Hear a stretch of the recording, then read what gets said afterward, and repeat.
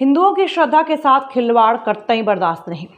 धर्म रक्षा संघ के तत्वाधान में महामंडेश्वर स्वामी परमेश्वर दास जी महाराज की अध्यक्षता में एक गोष्ठी का आयोजन मोरकुटी आश्रम परिक्रमा मार्ग में किया। गोष्ठी में उपस्थित सभी संत महात्मा एवं भक्तों ने निधि वन में अर्धरात्रि को गोवर्धन पूजा वाले दिन कुछ अवांछित तत्वों के प्रवेश उनके द्वारा की गई नितांत घटिया हरकतों पर रोष व्यक्त किया।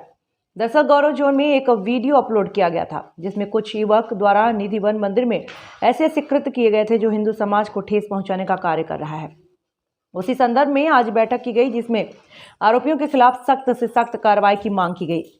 महंत मोहनी बिहारी शरण ने कहा कि निधि वन स्वामी हरिदास जी की उपासना स्थली है जिसमें रात्रि में इंसान तो क्या जीव मात्र भी प्रवेश वर्जित है। ऐसे स्थान पर जबरन घुसकर जिस प्रकार के कृत्य कुछ तत्वों द्वारा किया गया वह बर्दाश्त करने योग्य नहीं है।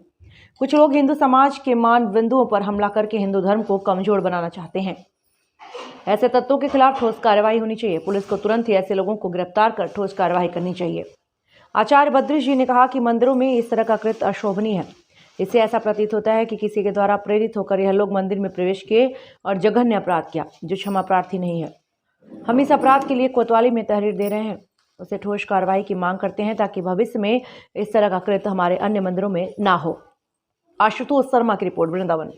उन्होंने सोशल मीडिया के माध्यम से आज ये धर्म रक्षा संघ के द्वारा आज हमें ये पता चला कि निधि वन में कुछ लोग जूता पहन के और वहाँ घूमे हैं और जहाँ स्वामी जी का गर्भगृह है, जहाँ पवित्र स्थान माना जाता है निम्बार्क संप्रदाय में, जो हमारे रसिक संत उन्हें वहाँ आस्था की दृष्टि से पूरा ब्रज क्या पूरा देश बांके बिहारी जी के जो प्राकट करता है स्वामी हरदास जी महाराज जी को मानते हैं, वहाँ पर लोग जूते पहन कर वहाँ पर उन्होंने ये बहुत कृतज्ञ किया और रात्रि के समय पहुँचे हैं जहाँ भगवान शयन करते हैं। उस समय रास की चर्चा होती है, आपने सुना होगा। जो भी उस क्षेत्र में पहुँचता है वहाँ कोई या तो कोई अंधा हो जाता है या कोई फिर वो दोबारा बाहर नहीं निकलता। उन्होंने हमारी आस्था के साथ खिलवाड़ किया है, हमारी भावनाओं के साथ खिलवाड़ किया है, चाहे वो हिंदू ही क्यों ना हो।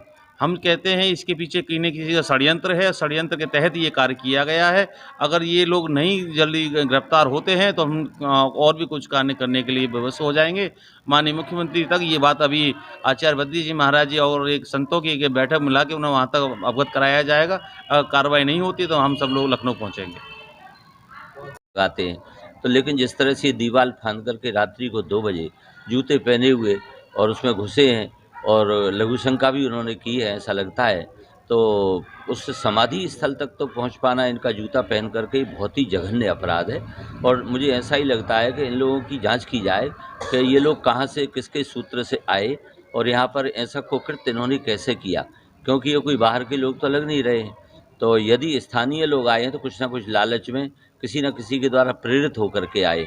तो मैं पुलिस प्रशासन से मांग करूंगा कि अविलंब, जैसा कि हमारे वकील साहब और हमारे श्री सौरभ गौड़ जी, हमारे श्री मोहनी शरण जी और राज्यसभा के अध्यक्ष श्री परमेश्वर दास जी महाराज ने कहा है, तुरंत अविलंब FIR दर्ज करें, इसकी तत्काल जाँच करें।